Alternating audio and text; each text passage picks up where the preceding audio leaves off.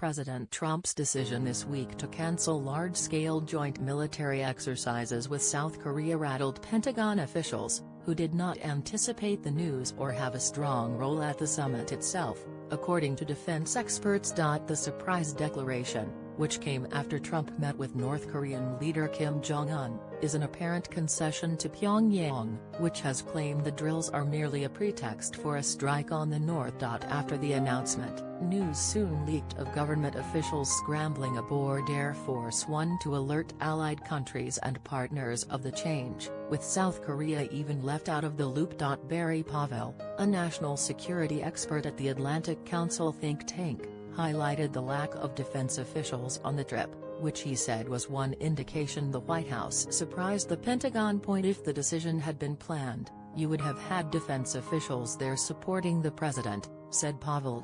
Instead, the Pentagon had only one representative at the summit, Randall Shriver, Assistant Secretary of Defense for Asian and Pacific Security Affairs and the Defense Department's liaison with the State Department. Pavel also noted that any mention of the military exercises was missing from the prepared document signed by Trump and Kim at the summit.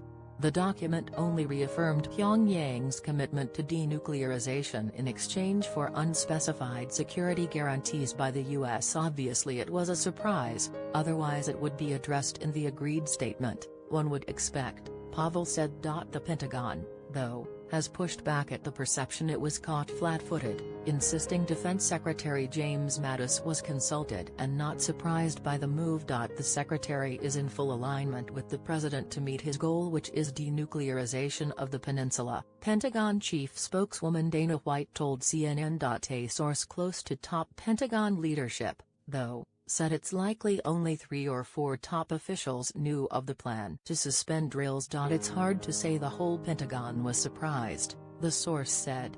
The Pentagon rank and file, there are huge differences between what information is shared. People in the middle don't know, people below them certainly don't either. The Defense Department has also done little else to silence talk that Trump's declaration was largely unexpected. There has been no public statement contradicting the speculation and no new guidance on the semi-annual military exercises, held roughly every March and August.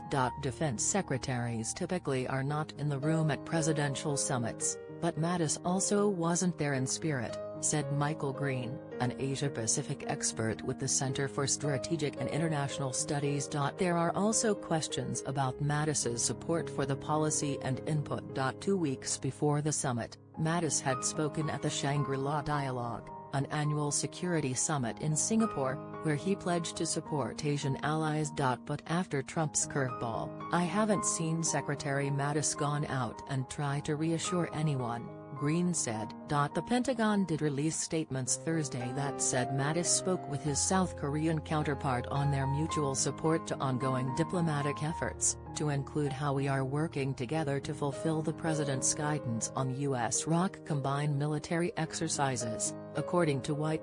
In a separate phone call the same day, Mattis also spoke with Japan's defense minister to reaffirm its ironclad defense commitments to Japan and its determination to maintain the readiness of its forces in the region, White said in a statement. The public silence is uncanny, Green said, as Mattis has previously tamped down controversial statements from Trump. I haven't seen that this time, Green told The Hill. Pavel said he didn't think Mattis had lost influence compared to Secretary of State Mike Pompeo or National Security Advisor John Bolton, who largely led talks at the summit. I wouldn't take it that far, he said.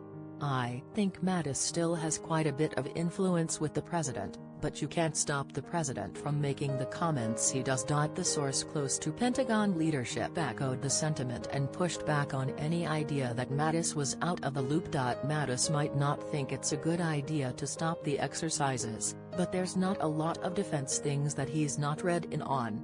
I think he's well respected within the cabinet, the source said. Lawmakers also have split opinions on whether the Pentagon had input into the decision to suspend Korean military exercises.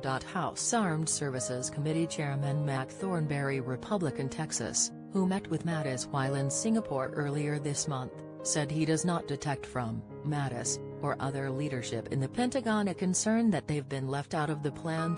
As Secretary Mattis loves to talk about, his military efforts are